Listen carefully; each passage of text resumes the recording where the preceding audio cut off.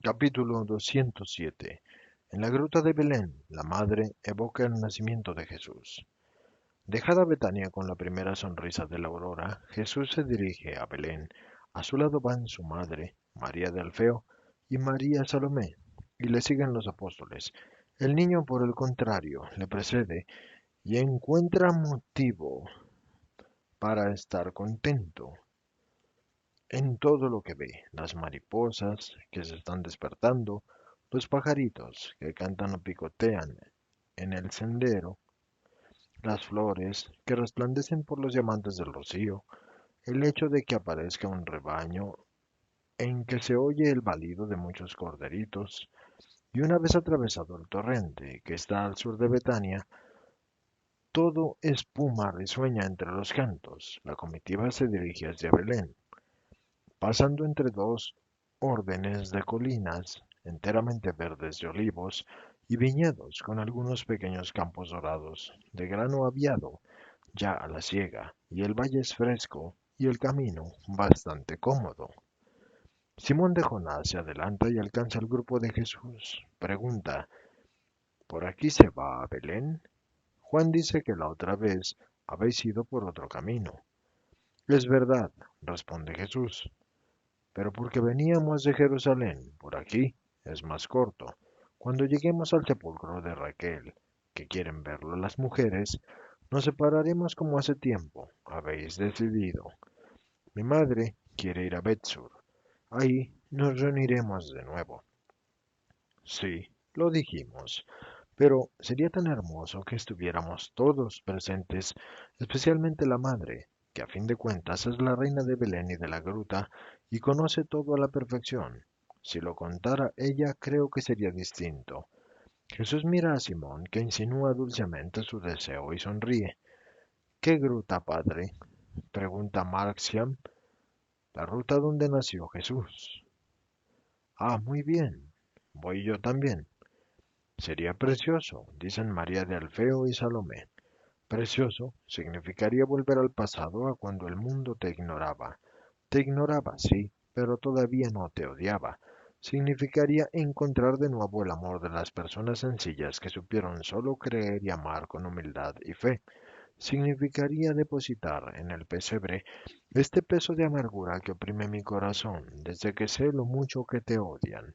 Debe haber quedado todavía en el pesebre la dulzura de tu mirada, de tu respirar, de tu titubeante sonrisa, y ello me acariciaría el corazón.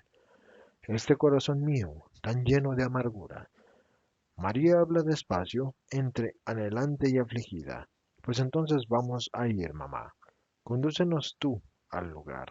Hoy eres tú la maestra, y yo el niño que ha de aprender. No, hijo, tú eres siempre el maestro. No, mamá. Simón de Jonás tiene razón en lo que ha dicho. En la tierra de Belén tú eres la reina, es tu primer castillo. María, de la estirpe de David, guía a este pequeño pueblo a tu morada. Judas Iscariote hace un ademán de hablar, pero no dice nada, y Jesús se ha dado cuenta del gesto y lo ha interpretado. Dice, si alguno, por cansancio u otro motivo, no quiere venir, que libremente prosiga hacia Betsur. Pero ninguno habla. Prosiguen el camino por este fresco valle que va en dirección este-oeste y luego giran levemente hacia el norte para bordear un entrante de un collado y llegan así al camino que de Jerusalén conduce a Belén justo a la altura de un cubo, la tumba de Raquel, que culmina en una pequeña cúpula orbicular y todos se acercan para orar con reverencia. Aquí nos detuvimos yo y José. Está todo igual, lo único distinto es la estación. En aquel entonces era un frío día de Kisleu. Había llovido, los caminos estaban embarrados. Luego se había levantado un viento helador y quizás había caído escarcha durante la noche. Los caminos estaban endurecidos, pero recorridos todos ellos por carros y por mucha gente. Parecían un mar lleno de hoyos. Se hacía muy trabajoso para mi burrito y para ti, ¿no, madre? Yo te tenía a ti. La expresión de beatitud con que lo mira es verdaderamente conmovedora. Unos instantes después sigue hablando. Atardecía. José estaba muy preocupado. Se estaba levantando un viento que cortaba y cada vez soplaba más fuerte.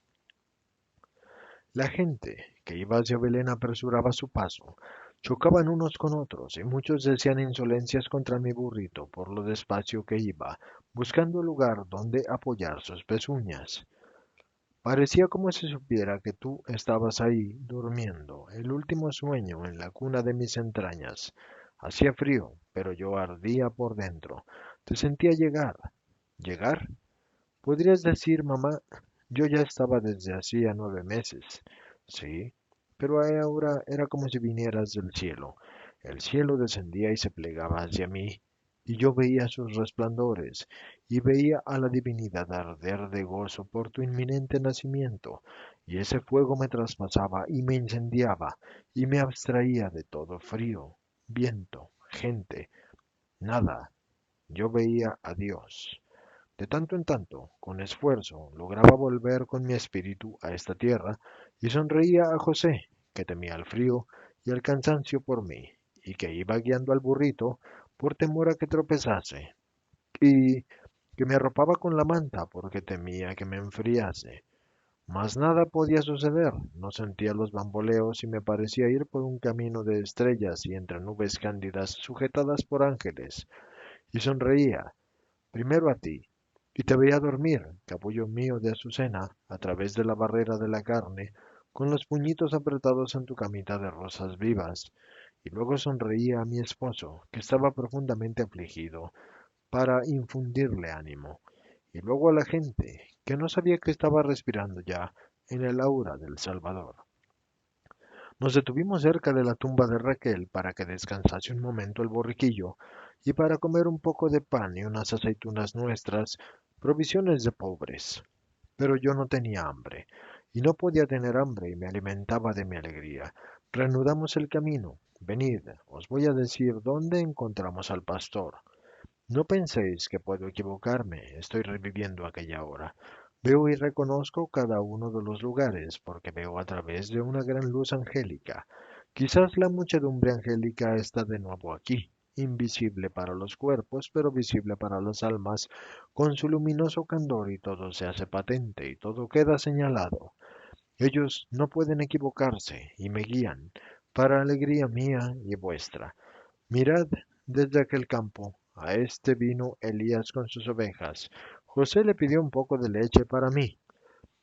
Allí, en aquel prado, estuvimos detenidos mientras él extraía la leche tibia reconstituyente y daba algunos consejos a José.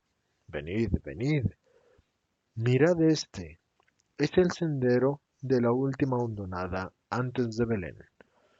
Lo elegimos porque el camino principal en las cercanías de la ciudad era todo un barullo de gente y de cabalgaduras.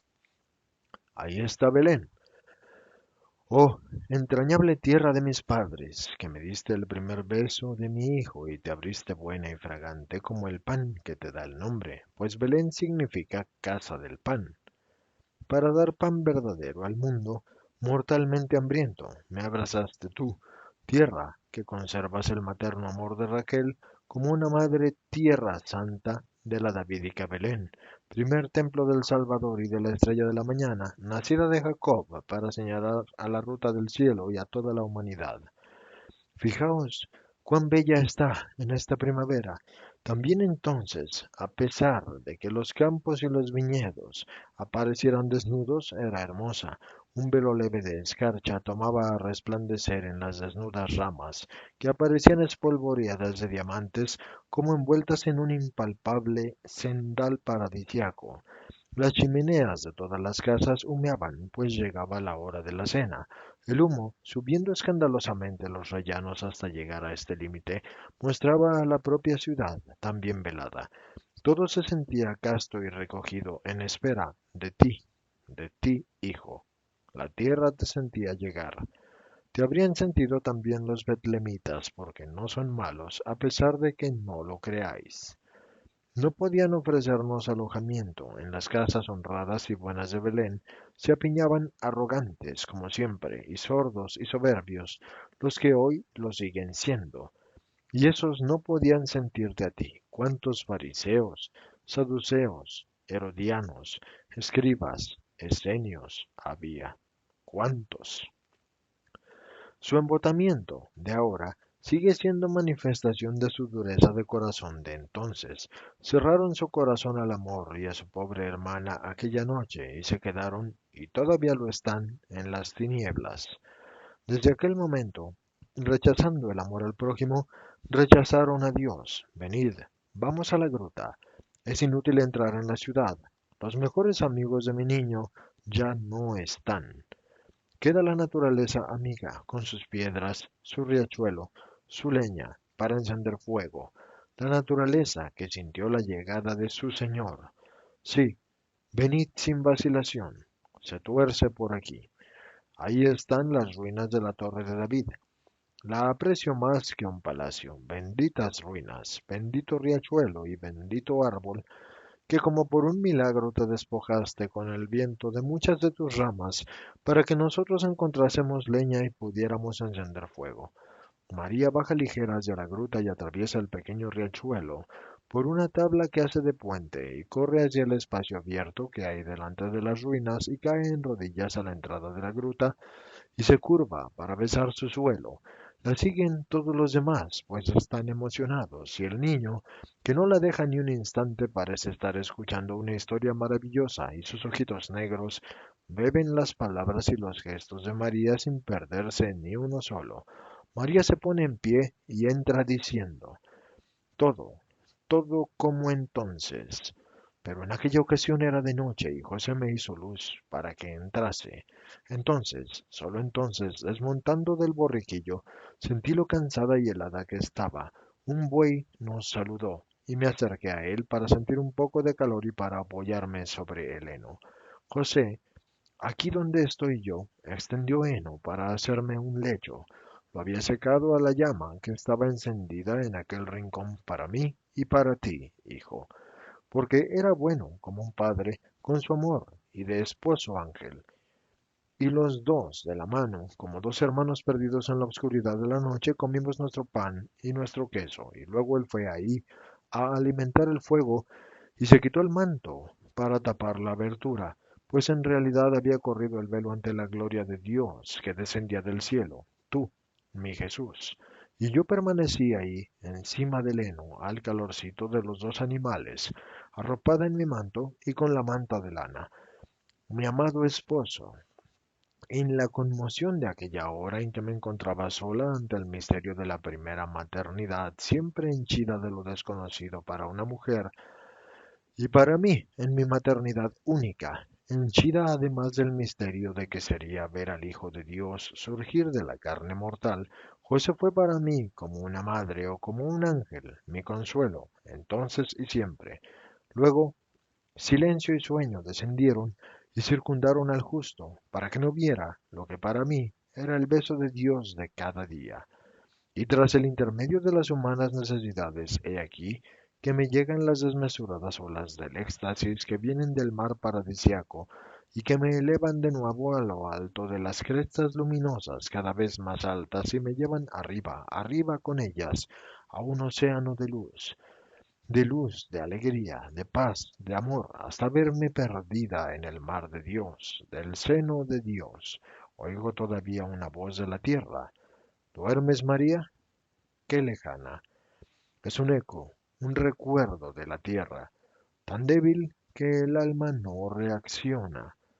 No sé lo que respondo, mientras sigo subiendo y subiendo en esta inmensidad de fuego y de beatitud infinita, de precognición de Dios, hasta Él.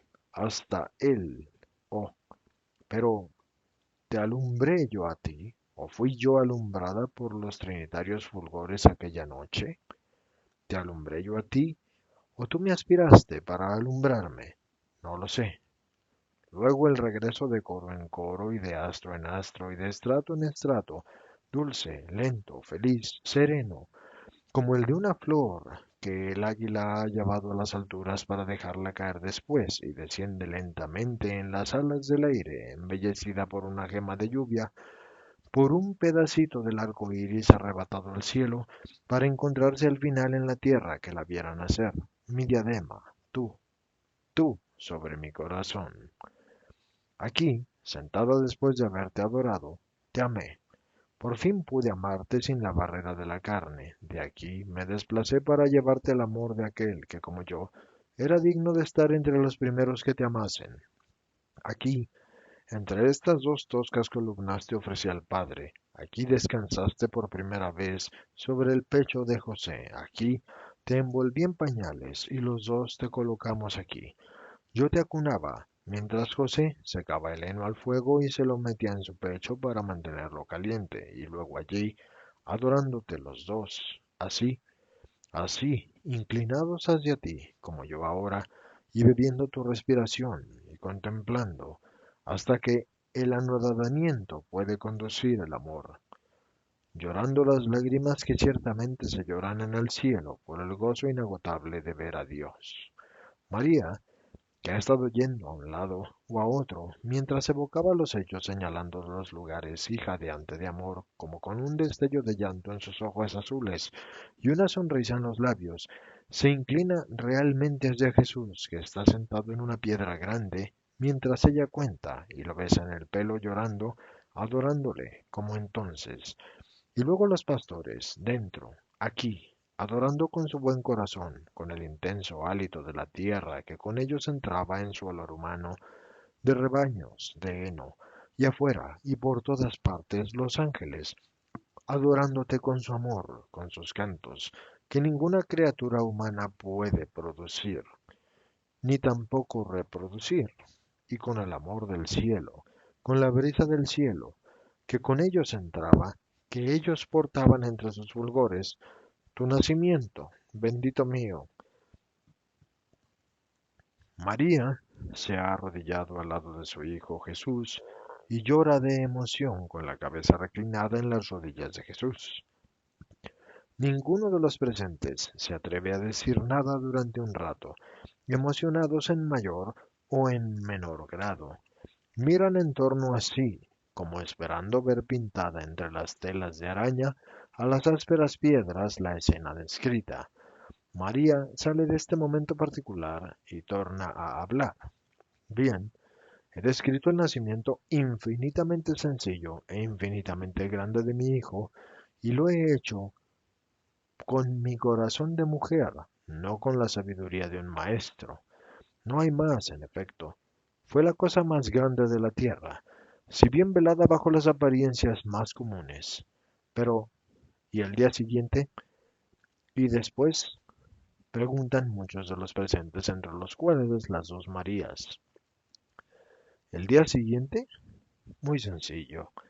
Hice lo que todas las madres, dar de mamar al niño, lavarlo, ponerle los pañales. Yo calentaba agua del río en el fuego que ardía ahí afuera para que el humo no hiciera llorar a esos dos ojitos azules. Y luego, en el rincón, más amparado en una vieja artesa, lavaba a mi hijo y le ponía ropita fresca, iba al río a lavar los pañales y los tendía al sol. Y luego la alegría más grande, darle el pecho a Jesús. Y él mamaba y tomaba más color y se sentía contento. El primer día, durante la hora más caliente, fui a sentarme allí afuera para verlo bien. Aquí la luz solo se filtra y no entra verdaderamente. La lámpara y la llama daban un caprichoso aspecto a las cosas. Salí afuera al sol y miré al Verbo encarnado, y la madre conoció entonces a su Hijo, la sierva de Dios, a su Señor, y fui mujer y adoradora. Después, la casa de Ana, los días ante tu cuna, los primeros pasos, la primera palabra. Pero esto fue después, en su momento. Nada, nada fue tan grande como la hora de tu nacimiento. Solo cuando regrese a Dios volveré a encontrar aquella plenitud. María de Alfeo dice, sí, pero ponerse en camino al final, qué imprudencia. ¿Por qué no esperasteis? El decreto preveía un alargamiento del plazo para los casos especiales como partos o enfermedades. Alfeo lo dijo. ¿Esperar? No. Aquella tarde, cuando José trajo la noticia, yo y tú, hijo, Exultamos de alegría, era la llamada, porque tenías que nacer necesariamente aquí, como habían dicho los profetas. Aquel decreto, llegado al improviso, fue para José piadoso cielo, cancelador incluso del recuerdo de su sospecha, era lo que esperaba por ti, por él, por el mundo judaico y por el mundo futuro. Hasta el final de los siglos, estaba escrito y sucedió como había sido escrito. Esperar. ¿Podrá la novia hacer esperar a su sueño nupcial? ¿Por qué esperar? Pues por todo lo que podía suceder, insiste todavía María de Alfeo. No tengo ningún miedo, reposaba en Dios. Pero, ¿sabías que todo habría de suceder así? Nadie me lo había dicho y yo no pensaba en absoluto en ello. Tanto es así que para dar ánimos a José, lo dejé pensar y os dejé pensar que todavía faltaba tiempo para el nacimiento. Sabía esto, sí que lo sabía, que la luz del mundo nacería en la fiesta de las luces. Madre, la pregunta sería más bien, ¿por qué no acompañaste a María? Y mi padre, ¿por qué no pensó en esto? Teníais que haber venido también vosotros. ¿No vinimos aquí todos? Pregunta severo Judas Tadeo. Tu padre había decidido venir después de la fiesta de las luminarias y se lo dijo a su hermano, pero José no quiso esperar. Pero tú al menos rebate a un Judas Tadeo. No la censures, Judas. De común acuerdo consideramos que era justo correr un velo sobre el misterio de este nacimiento, pero José sabía con qué signos había de producirse. Si tú no lo sabías, ¿podía saberlo él? No sabíamos nada, sino que él debía nacer. ¿Y entonces? Entonces la sabiduría divina nos guió así, como era justo. El nacimiento de Jesús, su presencia en el mundo, debían manifestarse exentos de todo lo que pudiera saber a maravilloso y que hubiera provocado a Satanás. Mirad cómo, la versión actual de Belén hacia el Mesías es una consecuencia de la primera epifanía del Cristo. El livor demoníaco se sirvió de la revelación para producir un derramamiento de sangre y para diseminar por la sangre derramada odio. ¿Estás contento, Simón de Jonás? No hablas, casi ni respiras. Tanto, tanto que me parece estar fuera del mundo, en un lugar más santo que si hubiera traspasado el velo del templo, tanto que ahora después de haberte visto en este sitio y con la luz de entonces me produce el temblor el haberte tratado con respeto, sí, pero solo como a una gran mujer, eso, como a una simple mujer. A partir de ahora no osaré ya decirte como antes, María. Antes eras para mí la madre de mi maestro, ahora te he visto en la cima de aquellas olas celestiales y te he visto reina, y yo, miserable, hago esto como el esclavo que soy. Y se arroja al suelo y besa los pies de María. Ahora es Jesús quien habla. Simón, álzate y ven aquí a mi lado. Pedro se pone en la izquierda de Jesús y María está a la derecha. ¿Qué somos ahora nosotros? Pregunta Jesús. ¿Nosotros? Hombre, pues Jesús, María y Simón. De acuerdo, pero ¿cuántos somos? Tres, maestro. Entonces somos una Trinidad. Un día en el cielo, la Divina Trinidad pensó, es el momento de que el Verbo vaya a la tierra, en un latido de amor, y el Verbo vino a la tierra, y se separó por ello del Padre y del Espíritu Santo, y vino a actuar en la tierra. En el cielo, los otros dos contemplaron las obras del Verbo, permaneciendo más unidos que nunca para fundir pensamiento y amor en ayuda de la palabra operante en la tierra. Nota. Se separó. Es una palabra operante en la Tierra. Las expresiones antropomórficas contenidas en este fragmento están en función del paralelismo entre la Trinidad celeste y la Trinidad terrena. En una copia mecanografiada, María Valtorta las corrige del modo como siguiente. Dejo por ello el seno del Padre, el abrazo recíproco que forma el Espíritu Santo. Vino a actuar en la tierra. En el cielo las otras dos personas contemplaron las obras del Verbo, permaneciendo de todas formas igualmente unidas a él para fundirse pensamiento y amor con la palabra operante en la tierra, y las completa con la observación siguiente. La unión hipostática por la cual el Verbo, estando realmente en la carne del Hijo de Dios y de María, no cesó de ser uno con el Padre y por tanto con el amor, y no cesó de ser el Santo de los santos porque lo era por divina naturaleza y lo fue en la naturaleza humana por gracia y voluntad perfectísimas de los muchos atributos divinos durante el tiempo mortal, y como Verbo hecho hombre, no perdió sino la eternidad, pues que debió conocer la muerte y la inmensidad, pues que estaba limitado en una humanidad siempre y solo durante los 33 años que fue, en todo como nosotros, excepto en el pecado humano. María Valtorta explicará también más adelante que la divinidad unida siempre, hipostáticamente a Jesús hombre, no siempre era sensible para el hombre redentor, el cual debía experimentar también este dolor. Llegará un día en que vendrá del cielo esta orden. Es el momento de que vuelvas porque todo está cumplido. Entonces el Verbo volverá al cielo. Así. Y Jesús se retira un paso hacia atrás, dejando a Pedro y a María donde estaban, y desde lo alto del cielo contemplará las obras de los otros dos de la tierra, los cuales, por santo impulso, se unirán más que nunca para fundir poder y amor y hacer de ello un medio para cumplir el deseo del Verbo, la redención del mundo a través de la perpetua enseñanza de su Iglesia, y el Padre, el Hijo y el Espíritu Santo harán con sus rayos una cadena para estrechar cada vez más a los dos que estarán todavía en esta tierra, mi Madre, que es el amor, tú, el poder.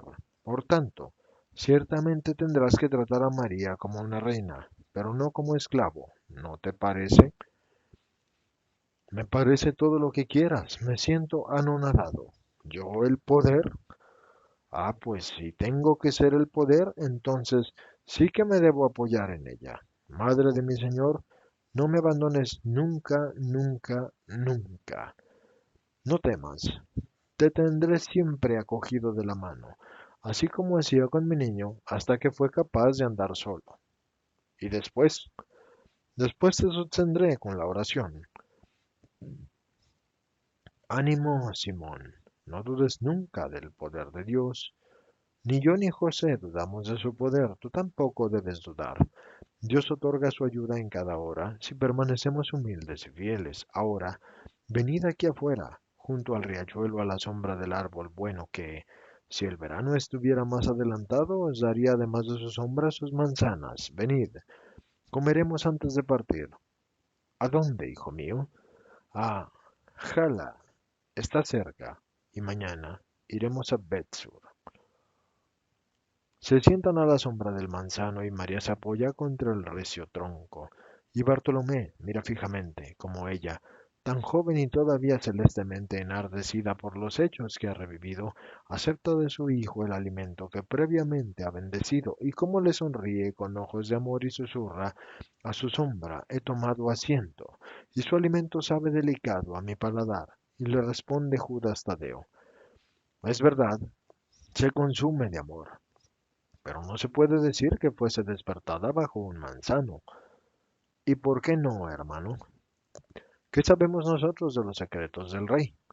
Responde Santiago de Alfeo, y Jesús sonriendo dice, la nueva Eva fue concebida por el pensamiento al pie del paradisíaco manzano, para que, con su sonrisa y su llanto, pusiera en fuga a la serpiente y desenvenenara el fruto envenenado. Ella se ha hecho árbol de fruto redentor. Venid, amigos, comed de su fruto, que nutrirse con su dulzura es nutrirse con la miel de Dios. Maestro, hace tiempo que deseo saber una cosa. ¿El cántico que estamos citando se refiere a ella? Pregunta en voz baja Bartolomé. María está ocupándose del niño y hablando con las otras mujeres. Desde el principio del libro se habla de ella. y de ella se hablará en los libros futuros hasta la transformación de la palabra del hombre en la semipaterna alabanza de la eterna ciudad de Dios. Y Jesús se vuelve a las mujeres. ¿Cómo se nota que es de David? ¡Qué sabiduría! ¡Qué poesía! Dice Simón Solote a sus compañeros. Interviene Judas Iscariote que, aún bajo la impresión del día anterior, a pesar de que esté tratando de recuperar la libertad que tenía antes, habla poco. Yo quisiera entender el porqué de esta necesidad de la encarnación, de acuerdo que el único que con su palabra puede vencer a Satanás es Dios, de acuerdo que Dios es el único que puede tener capacidad de redimir. No lo pongo en duda, pero, en fin, me parece que el Verbo habría podido humillarse menos de lo que lo ha hecho, naciendo como todos los hombres y sujetándose a las miserias de la infancia, etc. ¿No habría podido aparecer con una forma humana ya adulta? O, si es que quería tener una madre, elegírsela adoptiva como hizo para el padre? Creo que una vez se lo pregunté, pero no me respondió ampliamente, o al menos no lo recuerdo. Pregúntaselo dado que estamos en el tema, dice Tomás. Yo no, ya le he hecho disgustarse y todavía no me siento perdonado. Preguntadlo vosotros por mí. Pero hombre, nosotros aceptamos todo sin pedir tantas dilucidaciones. ¿Y tenemos que ser nosotros quienes hagan preguntas? No es justo, replica Santiago de Cebedeo. ¿Qué es lo que no es justo? Pregunta Jesús. Hay un momento de silencio y luego Simón Celote, haciéndose intérprete de todos, repite las preguntas de Judas de Keriot y las respuestas de los otros. No soy rencoroso, esto es lo primero. Hago las observaciones que debo hacer, sufro y perdono, y lo digo para quien todavía tiene miedo, fruto de su turbación. Por lo que se refiere a mi real encarnación, digo, es justo que haya sido en este modo. Vendrán días en que muchos, caerán en errores acerca de mi encarnación, atribuyéndome precisamente esas formas erradas que Judas querría que yo hubiera asumido. Hombre compacto en cuanto al cuerpo, pero en realidad volátil, como un juego de luces, siendo por tanto, y no siendo al mismo tiempo, carne. Y la maternidad de María sería tal, y al mismo tiempo no lo sería. Yo soy verdaderamente carne y María es verdaderamente la madre del Verbo encarnado. Si la hora del nacimiento fue solo un éxtasis, se debió al hecho de ser la nueva Eva, sin peso de culpa ni herencia de castigo. Descansar en ella no fue una humillación para mí. ¿Rebajaba acaso al maná al tenerlo dentro del tabernáculo? Al contrario, estar en esa morada era un honor. Otros dirían que yo, no siendo carne real, no padecí ni morí durante mi paso por la tierra.